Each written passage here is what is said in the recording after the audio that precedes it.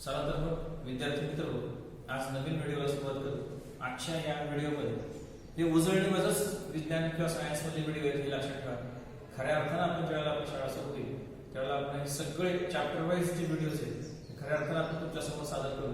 अगदीच तुम्ही मला म्हटलं की नाही सर हा उन्हाळ्या वर्गाचा कालावधी फार चांगला आहे, या कालावधीमध्ये सुद्धा तुम्ही आम्हाला हे व्हिडिओज अपलोड करा.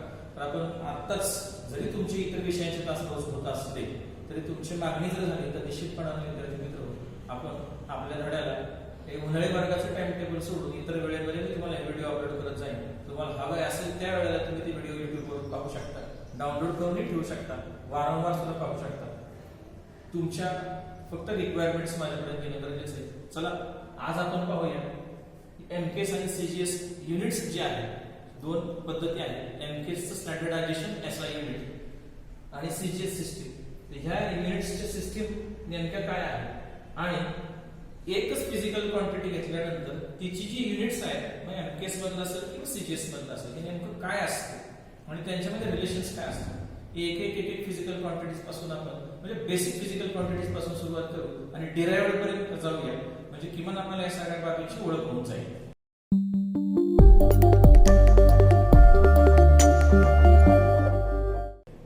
इयत्ता 9वी मध्ये आपण शिकलेला एक भाग आहे विद्यार्थी मित्र, आठवतं का?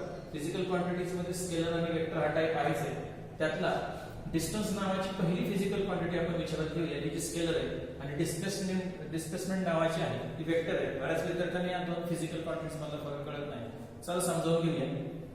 समजा एखादी व्यक्ती ए या ठिकाणी उभी आहे आणि ती चालायला सुरुवात करते आणि हा दिलेला जो तुम्हाला कर्व पोझिशनचा पाथ दिसतोय, रूट दिसतोय, त्या रूटने चालत चालत बी या पोझिशन पर्यंत पोहोचते.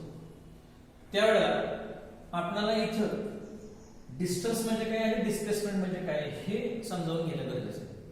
तर डिस्टन्स साठी डी अक्षर वापरतात, पुन्हा डिस्प्लेसमेंट साठी परत डी अक्षर वापरणं योग्य नाही. आय हे अक्षर सेकंड नंबरला येतं, ते करंट साठी दिलेलं इलेक्ट्रिक करंट तुम्हालाही माहिती आहे, त्याच्यासाठी दिलेले आणि ती बेसिक फिजिकल क्वांटिटी आहे. तिला जर एकदा दिले गेलं असेल सिंबल तर आपण तो वापरणं योग्य नाही, म्हणून त्याच्यानंतरच येणार क्रमाने एस नावाचं अक्षर हे डिस्प्लेसमेंट साठी वापरतात. बऱ्याच विद्यार्थ्यांना हे माहित नसतं की डिस्प्लेसमेंट साठी एस हे अक्षर कुठून आलं. तर एखाद्या फिजिकल क्वांटिटीच्या नावामध्ये साधारणपणे ते असणं गरजेचं आहे आणि त्यावेळेला मग त्याचा वापर केला जातो. आता हे काय एस घेतलं याचं कारण तुम्हाला सांगितलं, इथं ओळख करून घेऊ डिस्टन्स म्हणजे काय आणि डिस्प्लेसमेंट म्हणजे काय. ज्यावेळेला एखादी व्यक्ती या कर्व पाथने टोटल हा प्रवास त्याचा पूर्ण करते आणि बी या ठिकाणापर्यंत पोहोचते, त्यावेळेला जर हा पूर्ण पाथ असेल, त्या पूर्ण पाथची लेंथ जर टोटल तुम्ही मेजर केली तर त्या लेंथला डिस्टन्स असं म्हणतात. मग मनामध्ये प्रश्न आला असेल की डिस्प्लेसमेंट म्हणजे काय. डिस्प्लेसमेंट ही जर वेक्टर क्वांटिटी असेल तर त्याला एक डायरेक्शन असणं फार गरजेचं आहे. डिस्टन्सच्या बाबतीत असं नाही, डिस्टन्स तुमचा रूट कोणत्या दिशेने असेल नाही का, त्या कोणत्याही ज्या रूटनं ज्या डायरेक्शनला तो रूट असेल त्या रूटला तुम्ही फॉलो करत जातात, तो रूट फॉलो करणं फार गरजेचं आहे. डायरेक्शनची काही गरज लागत नाही. डिस्प्लेसमेंटचं वेगळं आहे. ए ला तुम्ही इनिशियल पोझिशन असं म्हणता आणि बी या ठिकाणी पोहोचता त्यावेळेला ती तुमची फायनल पोझिशन होती, हे लक्षात ठेवा. आणि इनिशियल आणि फायनल या दोन पोझिशन जर एका स्ट्रेट लाईन मध्ये तुम्ही जोडल्या, एका स्ट्रेट लाईन मध्ये जोडल्या, एका विशिष्ट डायरेक्शनला जावं लागतं. कोणत्या डायरेक्शनला हे स्ट्रेट लाईन काढून चालत नाही, वेगवेगळ्या डायरेक्शनला तुम्ही फायनल पोझिशन पर्यंत पोहोचणार नाही विद्यार्थी मित्र. तर तुम्ही इनिशियल पोझिशन पासून फायनल पोझिशन पर्यंत एका ठराविक डायरेक्शन गरजेचं आहे. तुम्ही फायनल पोझिशन पर्यंत ज्यावेळेला पोहोचता त्यावेळेला जी स्ट्रेट लाईन फॉलो केली जाते ह्या स्ट्रेट लाईनचं असणारं कमी असणारं हे जे डिस्टन्स आहे याला म्हणतात डिस्प्लेसमेंट. म्हणजे हे एस अक्षरानं दाखवतात आणि हा पाथ आहे तो पूर्णपणे मेजर केला तर तो डी अक्षरानं दाखवतात. या दोन वेगवेगळ्या बाबी मुद्दाम इथे एरो काढले. वेक्टर क्वांटिटीज मध्ये त्यांच्या डोक्यावर एरो दाखवण्याची पद्धत आहे. एरो असलं डोक्यावर की लक्षात घ्यायचं ती क्वांटिटी आहे ती व्हेक्टर क्वांटिटी आहे. म्हणजे ती व्यक्त करताना काय केलं गेलंय तर डायरेक्शनची मदत घेतली गेली. जसं फोर्सचं आपण पाहिलं की फोर्स फक्त किती लावला हे गरजेचं नाही, कोणत्या डायरेक्शनला लावला तर डायरेक्शन त्या गोष्टीसाठी गरजेचं असतं. म्हणून आपण त्याला काय म्हणूया की ती व्हेक्टर क्वांटिटी तिच्या डोक्यावर असंच एरो काढला जातो आणि एरोने व्यक्त केली जाते, ती दाखवण्याची पद्धत आहे व्हेक्टर क्वांटिटीची. मग आपल्याला स्केलर क्वांटिटी कळाली, वेक्टर क्वांटिटी कळाली, डिस्टन्स आणि डिस्प्लेसमेंट मी तुम्हाला मुद्दाम दाखवून दिलं. आता हा टोटल रूट एक कव्हर होण्यासाठी ठराविक कालावधी लागला, ठराविक टाइम लागला असं गृहीत धरू. जर याला कदाचित आपण असं विचारलं की 1 सेकंदांच्या नंतर ही व्यक्ती चालत चालत कुठेपर्यंत पोहोचली, तर समजा इथेपर्यंत पोहोचली असेल, तर मग त्या 1 सेकंदासाठी तुमचं हे डिस्टन्स आहे ते हे झालं आणि ह्या 1 सेकंदामध्ये तुमचं डिस्प्लेसमेंट किती झालं हे विचारलं गेलं तर लक्षात येईल हे इनिशियल आणि फायनल पोझिशन जोडा. हे जे शॉर्टेस्ट डिस्टन्स त्याला म्हणतात दुसऱ्या भाषेमध्ये, shortest distance between initial and final position, it is also called as displacement. And the path, the length of the path which is covered by an object, it is called as a distance.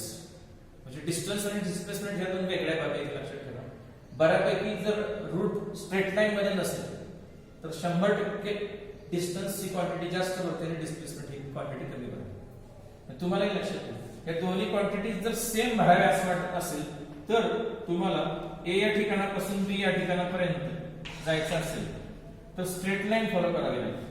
जर तुम्ही initial आणि final position कडे initial कडून final कडे जाताना जर फक्त straight line follow केली एका युनिक डायरेक्शन मध्ये जर तुम्ही ट्रॅव्हल केलं तर अशा ठिकाणी तुम्हाला डिस्टन्स आणि डिस्प्लेसमेंट दोन्ही बाबी सेम आल्याशिवाय राहणार नाही. म्हणजे डिस्टन्स आणि डिस्प्लेसमेंट सेम यायचं असेल तर असं करावं लागेल. गमतीनं कधी कधी असं म्हणतात की तुम्ही जर ए या ठिकाणी सुरुवात केली आणि सर्क्युलर टाइप मार्ग निवडला आणि परत फायनल बी या ठिकाणी येऊन पोहोचला तर तुम्ही कव्हर केलेला पाथ आहे त्याची लेंथ आहे ती प्रचंड आहे. म्हणजे तुमचं डिस्टन्स खूप आहे पण इथे डिस्टन्सच्या ऐवजी डिस्प्लेसमेंट कव्हर करायला गेला. जर डिस्प्लेसमेंट बघायला गेला तर इनिशियल पोझिशन तीच, फायनल पण तीच, जिथून सुरुवात केली तिथंच येऊन थांबला. याचाच अर्थ इथं तुम्हाला डिस्प्लेसमेंटची व्हॅल्यू 0 येईल. म्हणजे असंही होऊ शकतं खूप डिस्टन्स ट्रॅव्हल केलं पण डिस्प्लेसमेंट 0 झालं. असंही होऊ शकतं की खूप डिस्टन्स ट्रॅव्हल केलं पण डिस्प्लेसमेंट थोडंसं झालं. असंही होऊ शकतं की जेवढं डिस्टन्स ट्रॅव्हल केलं तेवढंच डिस्प्लेसमेंट झालं. चला हरकत नाही, तुम्हाला फक्त या दोन क्वांटिटीची ओळख करून देणं मला गरजेचं होतं. काय आहे आपला मूळचा विषय आहे आणि तो महत्वाचा आहे की या दोन्ही बाबी मेजर केल्या जातात ते कोणत्या युनिटमध्ये त्याही आपल्याला माहित असणं फार गरजेचं आहे. डिस्टन्स असो तर डिस्प्लेसमेंट असो या दोन्ही बाबींच्या मध्ये हे मेजर करताना त्यांचं एमकेएस नावाचं जे युनिट आहे एमकेएस हे मीटर आहे हे लक्षात ठेवा. आणि सीजीएस म्हणजे जर डिस्टन्स डिस्प्लेसमेंट फारच कमी असेल आणि जर मोजायचं असेल तर असे विद्यार्थी मित्र त्यांना आपण सेंटीमीटर मध्ये मोजतो. बऱ्याच विद्यार्थ्यांना माहिती आहे मगाशी बोलता बोलता मी बोलून सुद्धा गेलो की या दोघांमध्ये काय नातं आहे. हे मीटर दाखवताना कसं दाखवतात ते असं दाखवतात, सेंटीमीटर दाखवताना शॉर्ट मध्ये असं लिहितात. मग हे मीटर आणि सेंटीमीटर ही लेंथ सेम आहे का तर नाही आहे. मीटर ही लेंथ मोठी आहे. जनरली एमकेएस सिस्टीम्स मध्ये काय केलं जातं की असणाऱ्या फिजिकल क्वांटिटीज जरा जास्त असतील तर जास्त मोजण्यासाठी वेगळा आकार आणि कमी असेल तर मोजण्यासाठी वेगळं युनिट. अशा अर्थानं आपण ह्या दोन वेगवेगळ्या सिस्टीम्सचा वापर करू, युनिट्सचा वापर करू. मीटर आणि सेंटीमीटर मधलं रिलेशन तर तुमच्या सगळ्यांना माहिती आहे की जर 1 मीटर एवढं डिस्टन्स घेतलं तर सेंटीमीटर मध्ये किती भरतात तर ते 100 सेंटीमीटर भरतात. हे लक्षात ठेवा. जे इंडायसेस मध्ये सांगायला गेलं, घातांकात जर सांगायला गेलं ह्याला रिलेशन म्हणायचं. हे लक्षात ठेवा. हे दोन्ही युनिट्स मधलं रिलेशन आहे हे व्यक्त केलेलं. इंडायसेस घातांकामध्ये सांगायला गेला तर तुम्हाला काय सांगावं लागेल 1 मीटर इज इक्वल टू असं नाही म्हणतात ते 10⁻² आणि सेंटीमीटर असं म्हणतात आणि याला म्हणतात दोघांमधलं रिलेशन. म्हणजे हे रिलेशन काय असतं हे पण माहित असतं फार गरजेचं.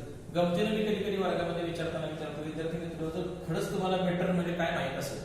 मुलं काय करतात परीक्षेच्या दृष्टीने फक्त एमकेएस म्हणजे काय, मीटर, सीजीएस म्हणजे काय, सेंटीमीटर एवढंच माहित असतं. परंतु विद्यार्थी मित्र नजर एवढी तयार झाली पाहिजे. तुमच्या समोर माझ्या हातामध्ये समजा खडू आहे, तुम्हाला विचारलं या खडूची जर लेंथ तुम्हाला मोजायची असेल तर तुम्ही ती मीटर मध्ये मोजाल का सेंटीमीटर मध्ये मोजाल सांगता आलं पाहिजे. मीटर मध्ये मोजून उपयोग नाही कारण 100 सेंटीमीटरचं 1 मीटर होतं.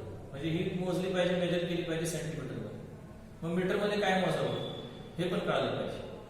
वर्गात जर हा प्रश्न विचारला तर विद्यार्थी सांगतात नाही असं नाही सर आम्ही जेव्हा शर्ट जुन्या काळात शर्ट शिवला जायचा, पॅन्ट शिवली जायची. आताच्या काळामध्ये सगळं रेडीमेडचा जमाना आला त्यामुळे मुलं रेडीमेड ड्रेसेस विकत घेतात. आमच्या काळामध्ये जेव्हा आम्हाला अजून आठवते की शाळेच्या गणवेश सुद्धा आम्ही कापड विकत घेऊन शिवलेलं आहे. म्हणजे जुन्या काळच्या लोकांनी अजून बरेचसे लोक कापड विकत घेतात बाजारात आणि तो गणवेश शिवतात.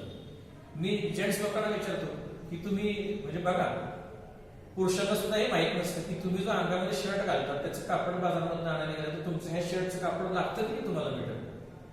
बघा, मला आता सुद्धा विचार आला तुमच्या मनामध्ये, प्रश्न विचारून बघा, आपल्याला तरी माहिती आहे किती लागतं.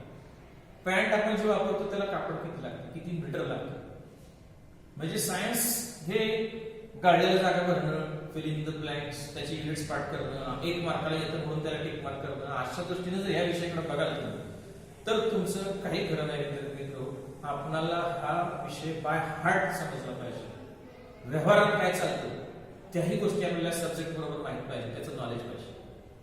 कित्येक विद्यार्थी बघितले चॅलेंज लावून वर्गामध्ये की तुम्ही शर्टला कापड जास्त लागतं का पॅन्टला कापड जास्त लागतं, आणि कोणाला किती मीटर लागतं, कोणाला किती मीटर लागतं. मीटर मध्ये सांगतात किती, मीटर मध्ये सांगायचं, सेंटीमीटर मध्ये सांगतात, चालणार नाही.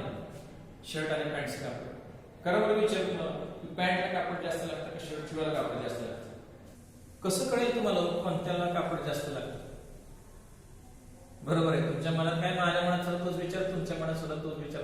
अतिशय तयार मुलं आहात, 100% तुमच्या मनामध्ये विचार आला असेल. जुना एखादा शर्ट फाटलेला बघायचा, जुनी एखादी शर्ट असेल ती फाटलेली, पॅन्ट असेल ती फाटलेली बघायची, ती घ्यायची आणि कात्री घेऊन बसायचं मांडी घालून आणि असे मस्तपैकी सगळं फाडून टाकायचं, त्याचे बारकी बारकी बारकी तुकडे करायचे. जसं आपण एरियामध्ये शिकलोय, एरियाचा माझा व्हिडिओ जर बघितला असेल तुम्ही, पहिला बेसिक व्हिडिओ की जो मी 2 दिवसापूर्वीच अपलोड केलेला आहे, तर त्या व्हिडिओमध्ये सिमिलरिटी नावानं बेसिक कन्सेप्टमध्ये अपलोड केलेला आहे. एरिया कसा काढला जातो, तर त्याचे छोटे छोटे छोटे स्क्वेअर्स मोजतो आपण. तसं तुम्ही पॅन्ट आणि शर्ट कापून घ्या आणि पॅन्टचे स्क्वेअर सगळे छोटे छोटे तुकडे वेगळे करा, शर्टचे तुकडे वेगळे करा, सगळा पसरा घालून ठेवा जमिनीवर आणि बघा कुठं कापड जास्त. पण त्याच्यासाठी एक पॅन्ट आणि एक शर्ट आहे, तो सगळं कामावं लागेल तुम्हाला, काढून त्याची चिंध्या करायला लागेल, त्याच्याशिवाय तुम्हाला लक्षात येणार नाही. आता तुमच्या लक्षात आलं असेल की कळणं काय गरजेचं आहे. नुसतं एमकेएस युनिट मीटर असतं, सीजीएस युनिट सेंटीमीटर असते सांगून नाही उपयोगाचं.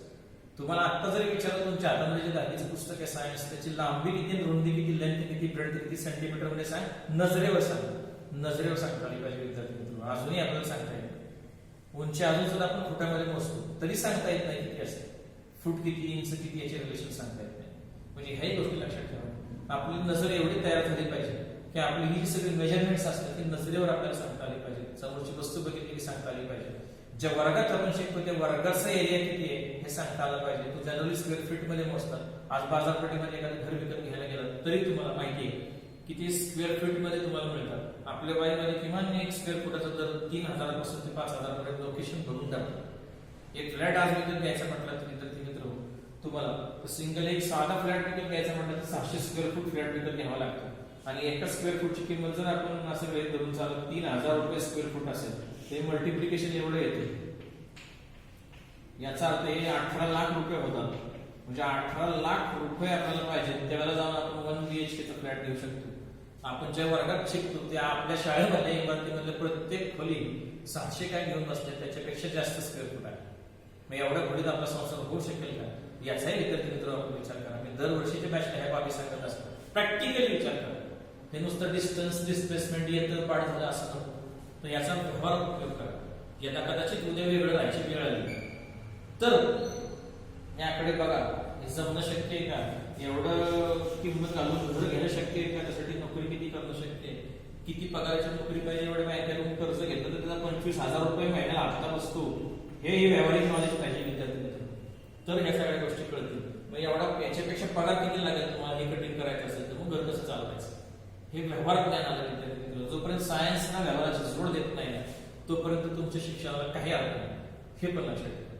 चला आपण असं समजून चालू की आता आपल्याला कशाची जाण झाली आहे किमान की कोणती फिजिकल क्वांटिटी बघताना तिची फक्त एमकेएस पाठ करणं म्हणजे मार्क मिळणं आणि 100 पैकी 100 मार्क मिळवणं आणि आपला विषय तयार करणं आणि आपण हुशार आहोत हे सिद्ध करणं बरोबर नाही. त्या युनिटचा इतिहास काय आहे, आता वर्तमान काय, भविष्यात काय बदल होईल, व्यवहारात त्याचा कुठे उपयोग होतो आणि हे सगळ्या गोष्टींची ज्या वेळेला सांगड घालत आणि सगळ्या गोष्टींचा पुरेपूर तुमचा अभ्यास होईल त्यावेळेला तुम्ही खऱ्या अर्थानं आयुष्यामध्ये यशस्वी व्हाल. नुसत्या अभ्यासाच्या जीवावर तुम्ही म्हणाल तर व्यवहारात टिकणार नाही. तुम्ही नुसत्या व्यवहाराच्या जीवावर म्हणाल तर अभ्यासात टिकणार नाही. दोन्ही गोष्टी तुमच्या सरस पाहिजे. अशी कितीतरी मुलं विद्यार्थी मित्र पाहिलेली की शाळांमध्ये नंबरनं पहिली येतात पण पुढे गेल्यानंतर आयुष्यात यशस्वी होणाऱ्यांचं प्रमाण पहिला क्रमांकाने उत्तीर्ण न होणारा इतर जे आहेत कधी कधी तर लास्ट बेंचर सुद्धा आपण पाहिलेले की पुढे गेल्यानंतर आयुष्यामध्ये फार मोठा सक्सेस मिळवतात. खऱ्या अर्थानं अभ्यास कसा करायचा जीवन कसं जगायचं याचं नॉलेज त्यांना मिळतं. हरकत नाही, एवढ्या एका फिजिकल क्वांटिटीज वरून सुद्धा तुम्हाला लक्षात आलं असेल की एक फिजिकल क्वांटिटी अभ्यासली, एमकेएस युनिट अभ्यासलं, सीजीएस युनिट अभ्यासलं की मग त्यांच्यामधलं रिलेशन काय हे एकदा अभ्यासलं की आपण आता पुढे जायला सुरुवात करू. हा झाला एक फिजिकल क्वांटिटीचा विषय. आता याच्या पुढची फिजिकल क्वांटिटी आहे त्याचा विचार करू. याच्या पुढील दोन फिजिकल क्वांटिटीज तुमच्या समोर मांडलेले आहेत. डिस्टन्स या स्केलर क्वांटिटीवर डिपेंड असणारी स्पीड आणि डिस्प्लेसमेंट या फिजिकल क्वांटिटीवर डिपेंड असणारी वेलोसिटी. आपण पाहिलं याच्यापूर्वी एखादी व्यक्ती ए या ठिकाणाहून प्रवास करत बी या ठिकाणापर्यंत पोहोचते, ठीक आहे. परंतु जर दोन वेगवेगळ्या व्यक्तींचा विचार केला आणि पहिल्या व्यक्तीला हा रूट ट्रॅव्हल करायला सांगितला आणि दुसऱ्या व्यक्तीने जर हा रूट ट्रॅव्हल करायला सांगितलं तर निश्चितपणे या दोन्ही व्यक्तींच्या बाबतीमध्ये रूट दोन्ही व्यक्ती ट्रॅव्हल करतील, हा मार्ग पूर्ण करतील, परंतु काही ना काही 100% फरक असणार. आणि तो फरक काय असेल? ए ही व्यक्ती या फर्स्ट नंबरची व्यक्ती आणि सेकंड नंबरची व्यक्ती या दोघांमध्ये फरक असेल म्हणजे तो काही समजा पहिली व्यक्ती हे डिस्टन्स कव्हर करण्यासाठी जास्त वेळ घेईल, दुसरी कमी घेईल. याचा अर्थ काय की फक्त डिस्टन्सचा विचार नाही झाला, इथं आपण टाइमचा सुद्धा विचार केला. म्हणजे तुमच्या गोष्ट लक्षात आली असेल की अशी कोणतीतरी एखादी फिजिकल क्वांटिटी आहे की त्याच्यामध्ये जर डिस्टन्स आणि ते ट्रॅव्हल करण्यासाठी लागणारा टाइम या दोन्ही बाबींचा जर विचार केला गेला आणि मग याचा एकत्रित परिणाम काय होईल तर एखादी व्यक्ती कमी वेळेमध्ये डिस्टन्स ट्रॅव्हल करेल, एखादी व्यक्ती जास्त वेळेमध्ये डिस्टन्स ट्रॅव्हल करेल. किंवा दोन्ही व्यक्तींना टाइम फिक्स करून ठेवून दिला, सांगितलं एवढ्याच टायमिंग मध्ये तुम्हाला डिस्टन्स कव्हर करायचं आहे, तर एखादी व्यक्ती आहे ती जास्त डिस्टन्स ट्रॅव्हल करेल, एखादी व्यक्ती कमी डिस्टन्स ट्रॅव्हल करेल. याचाच अर्थ असा की दोन्ही व्यक्तीच्या ट्रॅव्हलिंग मध्ये प्रवास करण्यामध्ये फरक आहे आणि हा फरक जाणवतो. त्यालाच आपण काय म्हणतो की अरे हा जरा जोरात गेला, हा जरा हळू गेला. हे जोरात जाणं हळू जाणं हे आपण सायन्स मध्ये व्यक्त करणं गरजेचं आहे. आणि यालाच काय म्हणतो आपण की त्यानं स्पीड जास्त घेतली, बरोबर. म्हणजे जर जोरात गेला असेल तर त्याचं स्पीड जास्त आहे असं पण नकळतपणे म्हणून जातो. म्हणजे त्याची चाल जास्त आहे, मराठीमध्ये त्याला चाल म्हणतो, त्याची चाल जास्त आहे. हेही समजणं गरजेचं विद्यार्थी मित्र. म्हणजे स्पीड नावाची बाब आहे ही जर व्यक्त करायची असेल, ही जर समजावून घ्यायची असेल तर ती दोन वेगवेगळ्या फिजिकल क्वांटिटीवर डिपेंड आहे. ती डिस्टन्सवर डिपेंड आहेच आहे, ट्रॅव्हल केलेला आहे, तो जो पाथ आहे त्याच्या लेंथवर डिपेंड आहेच आहे, सोबत टाइमवर पण डिपेंड आहे. जर जास्त डिस्टन्स ट्रॅव्हल होत असेल, बघा विद्यार्थी मित्र लक्षात येते का, जर डिस्टन्स जास्त ट्रॅव्हल होत असेल, ही बाब वाढत असेल तर स्पीड सुद्धा जर वाढणार असेल तर या दोघांमध्ये प्रोपोर्शनॅलिटी डायरेक्ट असते. प्रोपोर्शनॅलिटीवर सुद्धा आपण वेगळी चर्चा करणार आहोत नंतर. प्रोपोर्शनॅलिटी मध्ये सुद्धा काय डायरेक्टली प्रोपोर्शनल आणि इनव्हर्सली प्रोपोर्शनल अशा दोन बाबी असतात. या दोन्ही बाबी आपल्याला माहित असणं गरजेचं आहे. जेव्हा दोन बाबी एकमेकांवर डिपेंड असतात, एक चेंज झाली की दुसरी चेंज होते, दुसरी चेंज झाली की पहिली चेंज होते, मग याच्यामध्ये प्रोपोर्शनॅलिटी असते, संबंध असतो. त्याला फंक्शन म्हणणार तुम्ही पुढे 11वी गेल्यानंतर. फंक्शनची सुरुवात 10वी पासून होते, 8वी 9वी पासून होते. फक्त थोडक्यात आपण ती प्रोपोर्शनल म्हणून घेतो. स्पीड हे डिस्टन्स याच्याशी प्रोपोर्शनल असतं आणि डायरेक्टली प्रोपोर्शनलचा अर्थ काय, एक बाब वाढवली की तिच्यावर डिपेंड असणारी सेकंड असेल ती सुद्धा वाढते, एक कमी केली दुसरी कमी होते, याला डायरेक्ट प्रोपोर्शनॅलिटी म्हणतात. स्पीड आणि डिस्टन्स मध्ये डायरेक्ट प्रोपोर्शनॅलिटी असते. तर या स्पीड आणि टाइम मध्ये मात्र असं नसतं. टाइम हा इनव्हर्सली प्रोपोर्शनल असतो, तो दाखवताना असं दाखवतो, इनव्हर्स लिहिताना सुद्धा असं लिहिलं, व्यक्त करताना असं लिहितं. इथे आपण पाहिलं असेल ज्या व्यक्तीला टाइम कमी लागतो त्याचं स्पीड जास्त असतं, जेवढं टाइम कमी लागत जाईल तेवढं स्पीड जास्त होत जाईल. याचाच अर्थ असा की या दोघांमध्ये डायरेक्ट नाही पण इनव्हर्स प्रोपोर्शनॅलिटी आहे. आणि मग या दोघांना एकत्र केल्याच्या नंतर स्पीडचा फॉर्म्युला तयार केला जातो. या दोघांना एकत्र केल्यानंतर स्पीड हे डिस्टन्स वरती लिहितात आणि टाइम खाली लिहितात. अल्जेब्रामध्ये तुम्ही याचं कन्व्हर्जन केले इक्वल टू साइन मध्ये, त्याला कॉन्स्टंट येतो, याला डिस्टन्स म्हणून आणि याला टाइम म्हणून. जर हे येणारा डिस्टन्स एक एवढं घेतला आणि टाइम एक साठी घेतला तर मेजर केलेलं स्पीड जर 1 एवढंच भरलं तर या कॉन्स्टंटची किंमत सुद्धा 100% 1 आल्याशिवाय राहत नाही. आणि मग याची किंमत जर 1 येणार असेल, हे अल्जेब्रामध्ये झालंय तुम्हाला की प्रोपोर्शनॅलिटीचं साइन गेल्यानंतर इक्वल टू साइन आणायचं असेल तर त्याला काय लागतं तर कॉन्स्टंट असावं लागतं. For example x is directly proportional to y, then x is equal to ky, where k is called as the constant. याच्यावर सुद्धा आपण वेगळी चर्चा विद्यार्थी मित्रांनो करणार आहे. कॉन्स्टंट म्हणजे काय, त्याची किंमत काढायची कशी, तो येतो कसा हे आपण आपल्या 10वीच्या पहिल्या चॅप्टरच्या लेक्चरमध्ये ज्याला युनिव्हर्सल न्यूटनचा लॉ पाहणार आहोत, युनिव्हर्सल लॉ ऑफ ग्रॅव्हिटेशन, की ज्याच्यामध्ये कॉन्स्टंट येतो त्याला युनिव्हर्सल कॉन्स्टंट असं म्हणतात. तो ग्रॅव्हिटेशनचा कॉन्स्टंट असतो, युनिव्हर्स मध्ये सेम असतो. तो नेमका कसा आला, तो शोधला कसा, प्रोपोर्शनॅलिटी मध्ये कॉन्स्टंट शोधतात तरी कसे, हे आपण सगळे पाहणार आहे वेगवेगळ्या व्हिडिओमध्ये, नंतरच्या व्हिडिओमध्ये. तुर्तास किमान एवढी गोष्ट लक्षात ठेवा, ह्या स्पीडचा फॉर्म्युला आहे की किंमत 1 आल्याच्या नंतर हा स्पीडचा फॉर्म्युला ठरतो डिस्टन्स आणि अपॉन टाइम. अशा पद्धतीने हा फॉर्म्युला तयार केला जातो. वेलोसिटीच्या बाबतीत फक्त एकच फरक करतात, velocity is equal to displacement आणि अपॉन टाइम. या दोघांमध्ये फरक आहे हे लक्षात ठेवा. जर डायरेक्शनचा विचार केला गेला नाही तर डिस्टन्सचा फक्त विचार केला गेला, फक्त मॅग्निट्यूडचा तर त्याला डिस्टन्स म्हणतो. विथ रिस्पेक्ट टू टाइम जर विचार केला तर त्याला स्पीड म्हणतात. डिस्प्लेसमेंट विथ डायरेक्शन असतं. हे मगाच सांगितलेलं ट्रॅव्हलिंग असेल तुम्हाला, ते जे ट्रॅव्हलिंग आहे, रूट ट्रॅव्हल केलेला असेल, हा जो ट्रॅव्हल केलेला भाग आहे त्याची इनिशियल आणि फायनल पोझिशन जर जोडली स्ट्रेट लाईन मध्ये, शॉर्टेज डिस्टन्स काढलं तर त्याला डिस्प्लेसमेंट म्हणतात. आणि विथ रिस्पेक्ट टू टाइम जर चेक केलं तर त्याला डिव्हाइड जर टाइम नाही केलं तर तिथे वेलोसिटी येते. इथेही असंच घडतं, जनरली स्पीड जास्त असताना वेलोसिटी कमी असते, का तर डिस्टन्स तुलनेने जास्त असताना डिस्प्लेसमेंट कमी असतं. पण तो मार्ग वक्र असेल तर स्ट्रेट लाईन फॉलो केली तर 100% इथेही बघायला मिळेल तुम्हाला की जर स्ट्रेट लाईन फॉलो केली, स्ट्रेट लाईन डिस्टन्स ट्रॅव्हल झालं, एकच युनिक डायरेक्शन मध्ये जर तुम्ही ट्रॅव्हल करत राहिला तर तुमचं येणारा स्पीड म्हणजे अगोदर डिस्टन्स आणि डिस्प्लेसमेंट सेम येतं आणि त्याच्यामुळे स्पीड आणि वेलोसिटी सेम आल्याशिवाय राहत नाही. अशी ही स्पीड आणि वेलोसिटी आहे. तर हे तुम्हाला याच्या निमित्तानं कळलं असेल. कॉन्स्टंटवर आपण परत काहीतरी चर्चा करू की त्याची किंमत 1 कधी येते, 2 कधी येते, 5 कधी येते, 10 कधी येते. न्यूटन्स लॉ मध्ये ती 6.67 multiply by 10 raise to something अशी काय येते, हे नेमकं काय आहे हे त्या वेळेला आपण चर्चेला घेणार आहे. तुर्तास काय तर किमान आपल्याला एक गोष्ट कळाली, एक बाब कळाली की स्पीड आणि डिस्टन्स, स्पीड आणि वेलोसिटी यांची फॉर्म्युला तयार तरी कशी होतात. किमान एक तरी कळू द्या तुम्हाला की कोणत्याही फिजिकल क्वांटिटी, कोणतीही असेल फिजिकल क्वांटिटी, हिचं फॉर्म्युला तयार करताना काय करतात तर ही फिजिकल क्वांटिटी किती बाबींवर डिपेंड आहे हे शोधलं जातं. जर ही 4 बाबींवर डिपेंड असेल तर मग ह्या फिजिकल क्वांटिटीचं पहिलीशी असणारं नातं, हिचं दुसरीशी असणारं नातं, तिसरीशी असणारं नातं, चौथीशी असणारं नातं बाय प्रॅक्टिकली शोधलं जातं. प्रत्यक्ष प्रॅक्टिकली एक असं आहे, डायरेक्टली प्रोपोर्शनल आहे का, इन्व्हर्सली आहे का, हे किती पटीनं वाढवल्यावर याच्यामध्ये किती पट वाढ होते हे चेक करून याचा कॉन्स्टंट वेगळा, याच्यामधल्या या प्रोपोर्शनलचा कॉन्स्टंट वेगळा, याचा वेगळा, याचा वेगळा, सगळ्यांचा कॉन्स्टंट वेगळा केला जातो. हे सगळं एकत्रित केलं जातं आणि मग ह्यात 1 2 3 4 काय त्यातल्या डायरेक्टली इन्व्हर्सली प्रोपोर्शनल आणि हा जो कॉन्स्टंट आणि मग तुमचा हा फॉर्म्युला ह्या कॉन्स्टंट या 4 बाबींनी तयार होतो आणि मग फॉर्म्युला जनरेट होतो.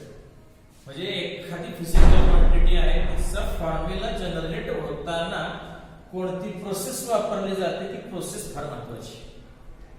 प्रॅक्टिकली ह्या सगळ्या गोष्टी केल्या जातात, प्रॅक्टिकली प्रूव्ह केलं जातं, प्रॅक्टिकली प्रोपोर्शनॅलिटी शोधली जाते, प्रॅक्टिकली कॉन्स्टंट शोधला जातो, सेपरेट कॉन्स्टंट शोधले जातात आणि हे सगळे एकत्र करून मग फॉर्म्युले क्रिएट होतात. आणि तुम्ही विद्यार्थी मित्र करता काय, हे फक्त फॉर्म्युले पाठ करायचे, कुठून आला, काय त्याच्या पाठीमागे इतिहास आहे, कशी सुरुवात झाली, कसं इम्प्लिमेंटेशन त्याचं झालं, ज्याने फॉर्म्युला शोधला असेल त्याने तो शोधला तरी कसा असेल, हे फॉर्म्युले तयार तरी कसे झाले असेल, याच्यावर कधीच आपण विचार करत नाही. असू दे, हरकत नाही, आपण तिथं नाही जाणार आहे. आपण आपला विषय आहे युनिट्स.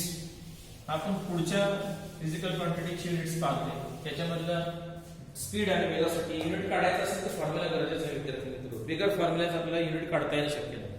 म्हणून मी तुमच्यासमोर हा फॉर्म्युला कसा तयार होतो एक नमुना म्हणून फक्त तुमच्यासमोर मांडला आहे की एखाद्या फिजिकल क्वांटिटीचा फॉर्म्युला कसा क्रिएट होतो. स्पीडचा फिजिकल क्वांटिटीचा, या फिजिकल क्वांटिटीचा फॉर्म्युला डिस्टन्स आणि टाइम दोघांवर डिपेंड आहे. डिस्टन्स मध्ये चेंज झालं तरी स्पीड चेंज होतं, टाइम मध्ये चेंज झाला तरी स्पीड चेंज होतो. याचं चेंज होण्याचं प्रमाण वेगळं आहे, हे डायरेक्टली आणि हे इन्व्हर्सली प्रोपोर्शनल, म्हणून मग ते एकत्र केल्यावर असं दिसतं. कॉन्स्टंटची किंमत एक येते म्हणून फॉर्म्युला हा काय आहे. फॉर्म्युला कळाला दोघांचा तुम्हाला. आता या दोघांची युनिट्स चेक करू. या दोघांची युनिट्स एमकेएस युनिट हे चेक करू. इथं सीजीएस युनिट आहे, या दोघांचंही चेक करू. फॉर्म्युलाकडे तुम्हाला माहिती आहे स्पीडसाठी फॉर्म्युला समोर मांडलाय. डिस्टन्स आणि टाइमवर डिपेंड आहे. डिस्टन्सचं युनिट सगळ्यांना माहिती आहे, मीटर आहे. टाइमचं युनिट आहे सेकंद आहे. या दोन्ही युनिट्स त्यांच्या जागेवर फक्त भरा, तुम्हाला आपोआप तुम्हाला स्पीड या फिजिकल क्वांटिटीचे एमकेएस युनिट मिळून जाईल. असंही लिहितात किंवा हे मीटर पर सेकंद असंही लिहितात, शॉर्ट मध्ये लिहितात. इकडे आलं तर तुमच्या लक्षात येईल की डिस्प्लेसमेंट असेल, हे डिस्टन्स आणि डिस्प्लेसमेंट दोन्हीही मेजर करताना एमकेएस आणि सीजीएस युनिट मध्ये मीटर सेंटीमीटर मध्येच व्यक्त होतात. त्यामुळे या दोघांचा एकत्रित विचार आपण करतोय. दोन्ही फिजिकल क्वांटिटीजचा एकत्र विचार चालू आहे, हे लक्षात ठेवा. सीजीएस युनिट मध्ये दोन्ही फिजिकल क्वांटिटीज आहेत, पण डिस्प्लेसमेंट असो अगर डिस्प्लेसमेंट असो सेंटीमीटर मध्ये मोजतात. सीजीएस मध्ये थोडं असेल तर, आणि टाइम मात्र सेकंड मध्येच मोजतात. शॉर्ट मध्ये असं लिहितात सेंटीमीटर पर सेकंड. आता विषय शिल्लक राहतो तो कोणता, या दोन युनिट्स मध्ये रिलेशन काय असेल याचं. चला विचार करू. एमकेएस युनिट मधला भाग हा एक एवढा निवडू आणि मग सीजीएस मध्ये त्याचं कन्वर्जन किती होतं हे चेक करू. मग आता हे सीजीएस मध्ये करताना कसं केलं जातं याची एकदा कन्सेप्ट कळाली की इथून पुढे कितीही मोठ्या फिजिकल क्वांटिटीज तुमच्या समोर मांडल्या तरी तुम्ही त्यांची कन्वर्जन सहज कराल. चला हे आपण व्यवस्थित लिहूया. हे लिहिताना 1 मीटर आणि आपण सेकंद असं सरळ मार्गी लिहूया. हा 1 न्यूमरेटर आणि डिनोमिनेटरला सेपरेट देऊया. म्हणजे हा 1 मीटर आणि आपण हा 1 सेकंद असं करूया. सेकंड काढताना व्यवस्थित काढा, त्याचा आपलं 5 होऊन बसतो आणि ती एकावर 5 15 दिसायला असं नको. याच्यानंतर कन्वर्जन करा. 1 मीटर म्हणजेच किती 100 सेंटीमीटर आणि 1 सेकंड म्हणजे किती सेकंड, तर काही फरक नाही, सेकंड हे युनिट सेमच आहे. असं येईल भाग. आणि मग 100 आणि 1 याचा भागाकार केला तर तुम्हाला उत्तर परत 100 आपण म्हणजे 100च येते. आणि मग हे सेंटीमीटर आपण सेकंद आहे, मग याला आर म्हणा. मग हे 100 शॉर्ट मध्ये सेंटीमीटर पर सेकंद असं लिहिता येईल तुम्हाला पर सेकंड. आणि हे रिलेशन, मग हे रिलेशन काय सांगतो परत लिहितो इथं 1 metre per second is equal to 100 centimetre per second. Indices मध्ये लिहिलं, इंडेक्स मध्ये लिहिलं तर 10⁻² सेंटीमीटर पर सेकंड असं ह्या दोघांमध्ये रिलेशन. म्हणजे ह्या फिजिकल क्वांटिटीज मधलं त्यांच्या युनिट्स मधलं रिलेशन मी तुम्हाला सांगतो. दुसरी फिजिकल क्वांटिटी आहे त्याच्या युनिट मधलं हे रिलेशन तुमच्या समोर मांडलं. कसं कॅल्क्युलेट करायचं त्याची मेथड पण तुमच्या समोर मांडली. दोन फिजिकल क्वांटिटीज आहेत आपण चेक केल्या. एक डिस्टन्स त्याच्यावर डिपेंड असणारी स्पीड व्हेलॉसिटी, डिस्टन्स डिस्प्लेसमेंटवर डिपेंड असणारी स्पीड व्हेलॉसिटी. आता थोडं आणखी पुढे जाऊया. याच्यावर डिपेंड असणाऱ्या फिजिकल क्वांटिटीचा अभ्यास करू. याच्या नेक्स्ट पुढची फिजिकल क्वांटिटी आहे ती आपण पाहूया. याच्या पुढची फिजिकल क्वांटिटी जी व्हेलॉसिटीवर डिपेंड असणार आहे तिला ऍक्सेलरेशन असं म्हणतात. मराठीमध्ये आपण याला त्वरण म्हणतो, ऍक्सेलरेशन. आता आपण इथून पुढे थोड्या वेक्टर असणाऱ्या अशा फिजिकल क्वांटिटीज आहेत की ज्या वेक्टर आहेत त्यांच्यावर फक्त चर्चा करणार आहोत, त्याच्यापेक्षा वेगळी नाही. गमतीनं ऍक्सेलरेशन बद्दल कधी कधी विचारतात विद्यार्थ्यांना, हे लक्षात येत नाही. ठीक आहे, आपण आता व्हेलॉसिटीची चर्चा केली. एखादा ऑब्जेक्ट आहे तो ए या ठिकाणापासून बी या ठिकाणी ट्रॅव्हल होत असताना त्याला किती वेळ लागला, किती टाइम लागला, विथ रिस्पेक्ट टू टाइम आपण त्याची चर्चा केली. मग डिस्प्लेसमेंटचा विचार केला आणि डिस्प्लेसमेंट किती आहे आणि त्याला लागणारा टायमिंग किती आहे याचा वापर करून आपण व्हेलॉसिटी ठरवतो. पण विद्यार्थी मित्र असं कधी होत नाही की एखादी बाब आहे ती ट्रॅव्हल करायला सुरुवात केल्यानंतर पहिल्या काही 1 मिनिटामध्ये ती जेवढा डिस्टन्स ट्रॅव्हल करेल किंवा डिस्प्लेसमेंट ट्रॅव्हल करेल दुसऱ्या सेकंदामध्ये पण तेवढंच करेल असं नाही, कमी जास्त करू शकते. डिस्प्लेसमेंट डिस्टन्स कमी जास्त होऊ शकतो, एक कमी जास्त तिसऱ्या वेळेला सुद्धा होऊ शकतं. म्हणजे प्रत्येक मिनिटाला, प्रत्येक सेकंदाला, प्रत्येक तासाला जर हा प्रवास खूप मोठा असेल तर ह्या प्रवासामध्ये प्रत्येक सेम टायमिंग मध्ये दिलेला ऑब्जेक्ट जर सेम डिस्टन्स ट्रॅव्हल करत असेल, डिस्प्लेसमेंट ट्रॅव्हल करत असेल, तर त्याची व्हेलॉसिटी सेम आहे असं म्हटलं जातं. म्हणजे व्हेलॉसिटीचे मुळात प्रकार पडतात हे पण आपल्याला माहिती पाहिजे. की व्हेलॉसिटीचे युनिफॉर्म आणि नॉन युनिफॉर्म असे दोन टाइप्स पडतात. युनिफॉर्म म्हणजे कंटिन्युअसली त्या ऑब्जेक्टची व्हेलॉसिटी सेम असली पाहिजे, ना इन्क्रीज झाली पाहिजे ना डिक्रीज झाली पाहिजे. म्हणजेच काय, व्हेलॉसिटी ही फिजिकल क्वांटिटी ही वेक्टर आहे. याचा अर्थ त्याचं मॅग्निट्यूड आणि त्याचं डायरेक्शन या दोन्ही गोष्टी जर कंटिन्युअसली सेम राहत असतील, मॅग्निट्यूड सुद्धा सेम राहत असेल आणि डायरेक्शन सुद्धा सेम राहत असेल, ते अनचेंज्ड असेल, तर असली व्हेलॉसिटी असते त्याला आपण युनिफॉर्म व्हेलॉसिटी असं म्हणतात. युनिफॉर्म हे लक्षात आलं पाहिजे. म्हणजे एखादा स्ट्रेट रोड आहे आणि डायरेक्शन ही चेंज होत नाहीये आणि त्या ऑब्जेक्टचे ट्रॅव्हलिंग करत असताना डायरेक्शन पण चेंज होत नाही, कंटिन्युअसली सेम आहे आणि स्पीड सुद्धा कंटिन्युअसली सेम आहे. या दोन्ही गोष्टी जेव्हा सेम निघतात, मॅग्निट्यूड पण सेम आणि डायरेक्शन पण सेम, अशा वेळेला अशी व्हेलॉसिटी तिला युनिफॉर्म म्हणतात. यातलं काही जरी चेंज झालं, स्पीड जरी चेंज झालं थोडंफार, तर व्हेलॉसिटी चेंज होते. स्पीड नाही चेंज झालं, मॅग्निट्यूड नाही चेंज झालं, डायरेक्शन जर चेंज झालं, म्हणजे स्पीड कंटिन्युअस सेम आहे पण याचं डायरेक्शन जर कंटिन्युअस चेंज होत असेल, हे लक्षात ठेवा, हे डायरेक्शन जर कंटिन्युअस चेंज होत असेल आणि मॅग्निट्यूड सेम राहत असेल, तरी इथे तुम्हाला लक्षात येईल की व्हेलॉसिटी मध्ये चेंज होतो. म्हणजे व्हेलॉसिटी मध्ये चेंज आपण त्याच्या मॅग्निट्यूड मध्ये चेंज करून किंवा डायरेक्शन मध्ये चेंज करून दोन्ही प्रकारे करू शकतो. हे लक्षात येणं फार महत्वाचं. म्हणजे नॉन युनिफॉर्म व्हेलॉसिटी कशाला म्हणतात, की ज्या व्हेलॉसिटीच्या मॅग्निट्यूड मध्ये किंवा डायरेक्शन मध्ये किंवा दोन्ही मध्ये जर विथ रिस्पेक्ट टू टाइम फरक पडत असेल, तर अशी व्हेलॉसिटी असते, तिला नॉन युनिफॉर्म व्हेलॉसिटी असं म्हणतात. असं म्हणायला हरकत नाही. आणि मग ज्या वेळेला व्हेलॉसिटी चेंज होते, युनिफॉर्म राहत नाही, त्याच्यामध्ये चेंज होतो, मग हा change with respect to time किती असतो, हा जो व्हेलॉसिटी मधला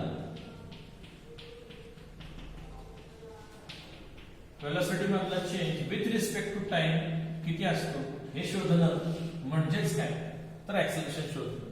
म्हणजे एखादा ऑब्जेक्ट मध्ये ट्रॅव्हल करत असताना तिच्या व्हेलॉसिटी मध्ये सातत्यानं किती चेंज होतोय, वाढते व्हेलॉसिटी कमी होतीये, वाढत असेल तर कितीनं वाढते आणि कमी होत असेल तर कितीनं कमी होतीये, हे शोधणं हा चेंज. आणि विथ रिस्पेक्ट टू टाइम, प्रत्येक तासाला, प्रत्येक मिनिटाला, प्रत्येक सेकंदाला किती चेंज होतोय व्हेलॉसिटी मध्ये हे शोधणं म्हणजेच काय, तर ऍक्सेलरेशन.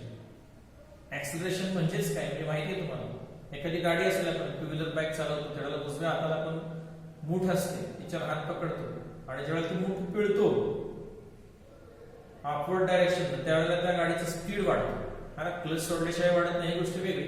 क्लच आणि ब्रेक याचा विचार न करता, आणि अशा डाऊनवर्ड डायरेक्शन पिळतो त्यावेळेला त्या गाडीचा वेग कमी होतो. गमतीनं आपण म्हणतो ते मूठ म्हणजे हे काय आहे असं विचारलं एखाद्याला, तर मुलं गमतीनं सांगतात ऍक्सिलेटर आहे. ऍक्सिलेटर नाही, तो शब्द अपभ्रंश आहे. तो ऍक्सेलरेशन गाडीमध्ये तिची व्हेलॉसिटी चेंज करण्यासाठी, म्हणजे तिच्यामध्ये ऍक्सेलरेशन क्रिएट करण्यासाठीचा जो घटक आहे त्याला ऍक्सेलरेटर म्हणतात. हेही महत्वाचं आहे. ऍक्सेलरेशन त्या बॉडीमध्ये जनरेट करणारा ऍक्सेलरेटर असं त्याचं नाव आहे, त्याला ऍक्सेलरेशन म्हणतात. म्हणजे ऍक्सेलरेशन कधी क्रिएट होतं, एखाद्या बॉडीचं, एखाद्या ऑब्जेक्टची व्हेलॉसिटी जर चेंज होत असेल, वाढू द्या तर कमी होऊ दे, त्याला ऍक्सेलरेशन असं म्हणतात.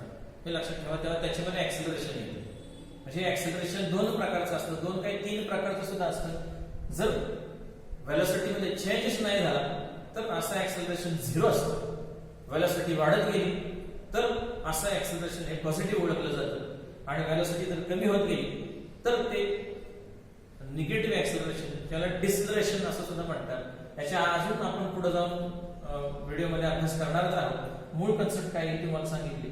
ऍक्सेलरेशन याचाही अर्थ थोडासा समजावून देण्याचा प्रयत्न केला. म्हणजे एखादी बॉडी, एखादा ऑब्जेक्ट जर त्याच्या व्हेलॉसिटी मध्ये सातत्याने वाढ होत असेल तर पॉझिटिव्हली ऍक्सेलरेटेड आहे, कमी होत असेल तर निगेटिव्हली डिसलरेशन आहे किंवा निगेटिव्हली ऍक्सेलरेट होईल. आणि काहीच चेंज नसेल, मॅग्निट्यूड डायरेक्शन दोन्ही with respect to time same असेल, तर ती युनिफॉर्म व्हेलॉसिटी आहे आणि ऍक्सेलरेशन जनरेटच होत नाही, व्हेलॉसिटी मध्ये चेंजेस होत नाही, असं त्याचा अर्थ आहे. असं हरकत नाही. या ऍक्सेलरेशनच्या संदर्भात शॉर्ट मध्ये असं लिहूया आपण ऍक्सिलरेशन, आणि याच्या संदर्भात त्याची एमकेएस आणि सीजीएस युनिट्स काय आहे हे चेक करू आणि त्याच्यामधलं नातं चेक करू. चला, ऍक्सिलरेशन ए अक्षराने दाखवतात. वेलोसिटी मधलं चेंज आहे म्हणजे काय, सुरुवातीला एवढी वेलोसिटी होती, नंतर एवढी होती, हेही तुम्हाला माहिती आहे. आपण याचा फॉर्म्युला शिकलेला आहे. त्याचा फॉर्म्युला पण म्हणतात वेलोसिटी मध्ये किती चेंज झाला. तर इनिशियली वेलोसिटी यू अक्षराने दाखवतात, फायनल वेलोसिटी व्ही ने दाखवतात, आणि मग दोघांमध्ये किती चेंज झाला हे व्ही मायनस यू ने दाखवतात, आणि विथ रिस्पेक्ट टू टाइम असं दाखवतात. हा झाला त्याचा फॉर्म्युला. मग हा वेलोसिटी मधला चेंज सगळ्या विद्यार्थ्यांनाही माहिती आहे की ही व्हेलॉसिटी आपण 2 युनिट्स मध्ये मोजतो. याच्या पाठीमागे पाहिली ही मीटर पर सेकंड मध्ये आणि सेंटीमीटर पर सेकंड मध्ये मोजतो. जर व्हेलॉसिटी मधला चेंज समजा 5 मीटर पर सेकंड आणि -2 मीटर पर सेकंड असं आलं, याच्याकडे पाहिल्यावर लक्षात येईल यांची वजाबाकी केली, मायनस सबट्रॅक्शन केलं तर 3 मीटर पर सेकंड असं उत्तर येतं. याचा अर्थ आहे न्यूमरेटर जो आहे change in velocity, change in velocity जे आहे त्याचा आन्सर येताना, त्याचं युनिट येताना, त्याचा अंक येताना हा मीटर पर सेकंड मध्ये येतो, आणि आपण हा जो टाइम आहे हा टाइम आपण पुन्हा सेकंड मध्ये मेजर करतो. म्हणजे मग एमकेएस मध्ये त्याचं युनिट मिळवायचं झालं तर किमान कळालं पाहिजे हे मीटर पर सेकंड, आणि आपण सेकंडला डिनॉमिनेटर नाही आपण 1 देऊया, म्हणजे हे लक्षात येईल. उलटून गुणिले करूया, मीटर पर सेकंड आणि मल्टिप्लाय बाय 1 अपॉन सेकंड, हे मीटर मल्टिप्लाय बाय 1 मीटर आलं, सेकंडचा स्क्वेअर आला. हे असं न लिहिता आपण मीटर पर सेकंड स्क्वेअर असं लिहितो. म्हणजे ह्याही गोष्टी कळायला पाहिजे. हे ऍक्सेलरेशनचं जे युनिट आहे एमकेएस सिस्टीम मधलं हे मीटर पर सेकंड स्क्वेअर असं आहे. आपोआपच सीजीएस मध्ये चेक करायला जाल तुम्ही, सीजीएस मध्ये जर तुम्ही हे युनिट चेक कराल तर हे युनिट तुम्हाला सेंटीमीटर पर सेकंड स्क्वेअर असं येईल.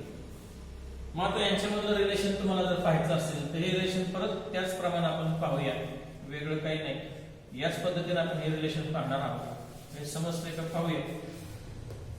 जर 1 मीटर पर सेकंड स्क्वेअर एवढी व्हॅल्यू घेतली तर त्याचं conversion centimetre per second square मध्ये किती होईल.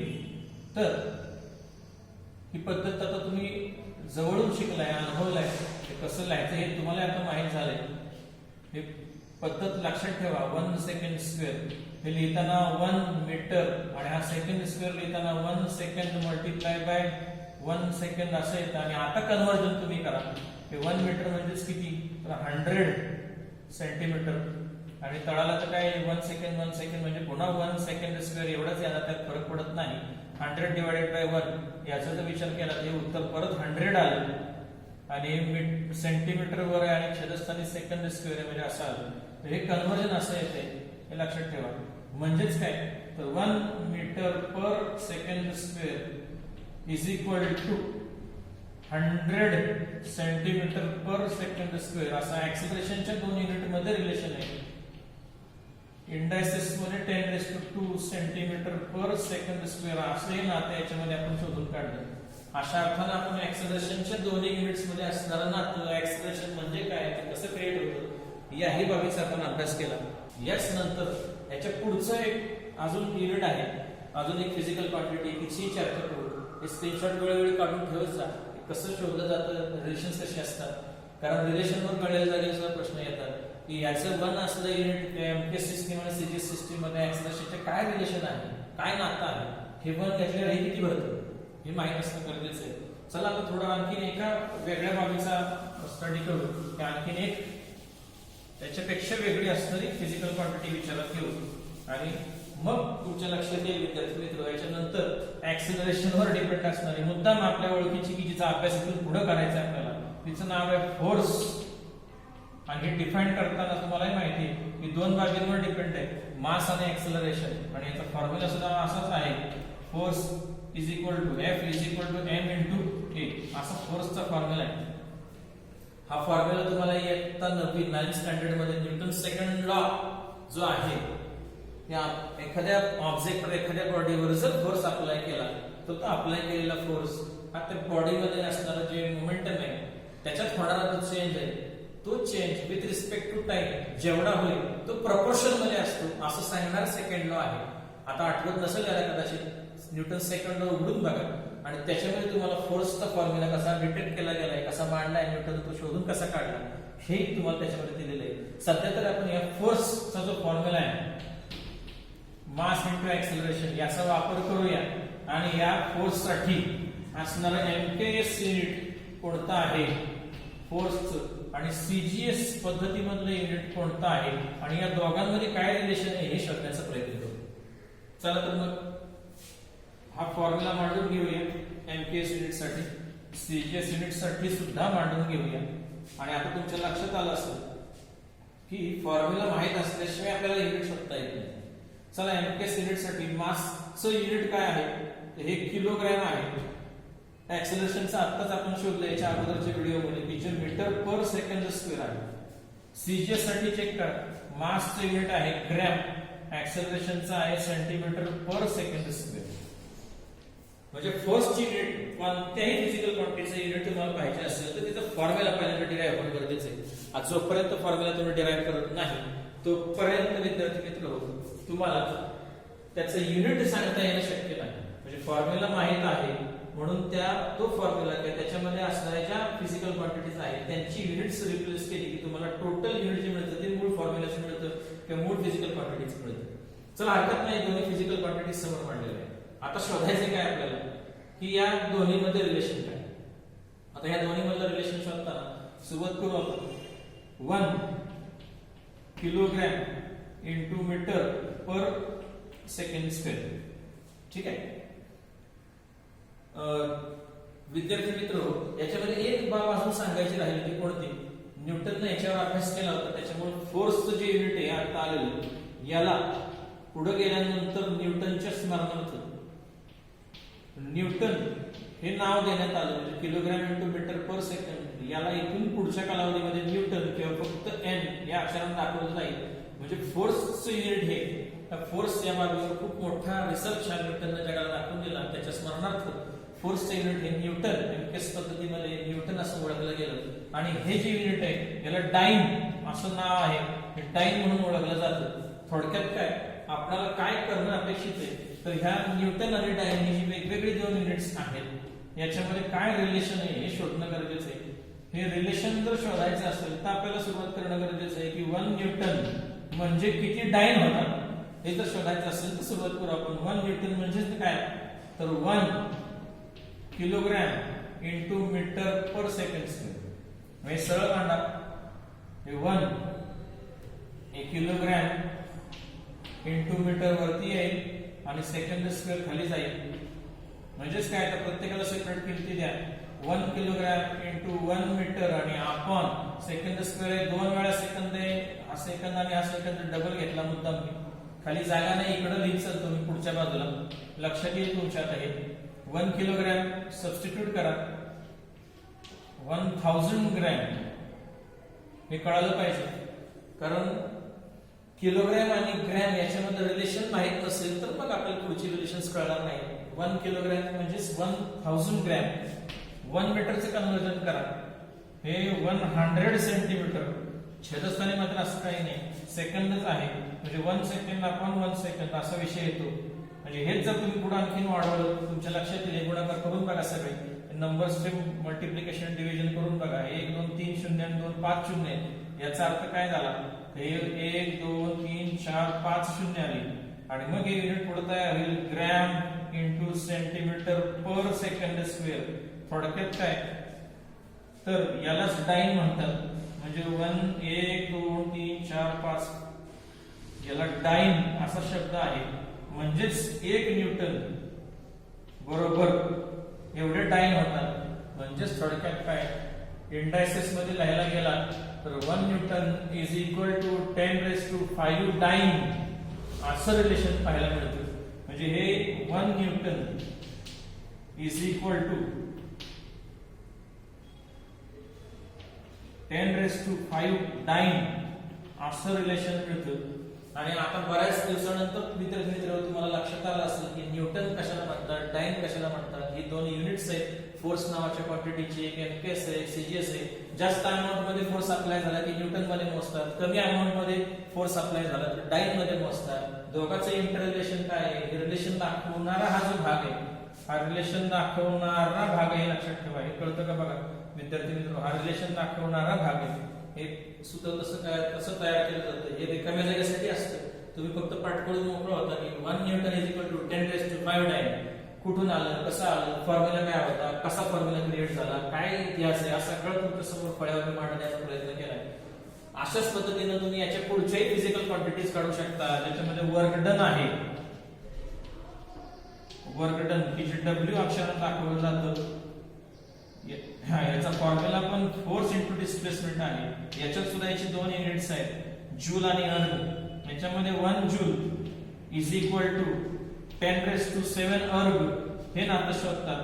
तर विद्यार्थी मित्र, या व्हिडिओमध्ये तुम्हाला मी फक्त हा स्वाध्यायाला प्रश्न देतो की तुम्हाला work done W is equal to F into S हा फॉर्म्युला मी तुम्हाला देऊ केलाय. या फॉर्म्युल्याचा वापर करा आणि या फॉर्म्युल्यामध्ये अशा टाइप मध्ये किमती भरा, एमपीएस आणि सीजीएस युनिट्स कॅल्क्युलेट करा, दोघांमधले इंटर रिलेशनशिप चेक करा आणि या दोघांची नावं पण तुम्हाला सांगितलेली. विद्यार्थी मित्र, ही नावं तुम्हाला सांगितलेली आहेत की वर्क डनचे युनिट असंच काहीतरी वेगळं येणार आहे तुम्हाला, किलोग्रॅम मीटर सेकंड याच्यामध्ये येणार आहे. त्याला नाव फक्त जूल हे ठेवा आणि याला अर्ग हे नाव ठेवा आणि ही नावं ठेवल्याच्या नंतर दोघांमधले इंटर रिलेशनशिप अशीच प्रूव्ह करून दाखवा. जशी 10⁵ आली तशी 10⁷ येईल, याची काळजी घ्या. हे सोडवा आणि हे रिलेशन दाखवल्याच्या नंतर वहीमध्ये जेव्हा तुम्ही लिहून काढाल त्यावेळेला त्याचा फोटो क्लिक करा आणि माझ्या व्हॉट्सअपच्या वैयक्तिक क्रमांकाला पाठवा. म्हणजे मला लक्षात येईल की तुम्ही ते रिलेशन फिजिकल क्वांटिटीच्या युनिट्स मधलं, दोन्ही सिस्टीम मधलं एमकेएस आणि सीजीएस या सिस्टीम्स मधलं, त्यांच्या युनिट्स मधलं रिलेशन डिराईव्ह केलं. हे आपण आज समजावून घेऊया. अशा पद्धतीनं तुम्हाला युनिट्स मधल्या इंटर रिलेशनशिप काय असते हेही समजले असेल. काही बोलता बोलता तुम्हाला या बाबींमध्ये ऍक्सेलरेशन काय, वेलोसिटी काय, डिस्प्लेसमेंट काय या सगळ्या राशींची ओळख झाली असेल, फोर्सची ओळख झाली असेल, ऍक्सेलरेशनचे प्रकार याची ओळख झाली असेल. या निमित्तानं मी एवढंच सांगू इच्छितो, हा सगळा ब्लॅकबोर्डवर मांडलेला भाग आहे तुम्हाला समजला असेलच अशी अपेक्षा व्यक्त करतो. हा व्हिडिओ जर विद्यार्थी मित्र तुम्हाला युनिट्सच्या रिलेशनशिप व्यक्त करणारा आणि दोघांना फॉर्म्युले कसे क्रिएट होतात, युनिट्स कशी तयार केली जातात याचा व्हिडिओ तुम्हाला जर आवडला असेल तर या व्हिडिओला तुम्ही लाईक करा, हा चॅनल सबस्क्राईब करा. म्हणजे इथून पुढे आपण वेळोवेळी ज्यावेळेला नवीन व्हिडिओज अपलोड करू आणि तुम्हाला ज्या शंका असतील त्या तुम्ही मला वैयक्तिक कमेंटमध्ये टाका, चॅटबॉक्समध्ये टाका. तुम्ही ह्या ज्या व्हिडिओज तुम्ही मला सुचवाल त्याच्यावरती व्हिडिओ बनवून तुमच्या समोर सादर करण्याचा मी प्रयत्न करेन. आजच्या दिवसासाठी आपण थांबूया विद्यार्थी मित्र. पुन्हा एकदा सांगतो, हा व्हिडिओ जर आवडला असेल तर लाईक करा, सबस्क्राईब करा. धन्यवाद.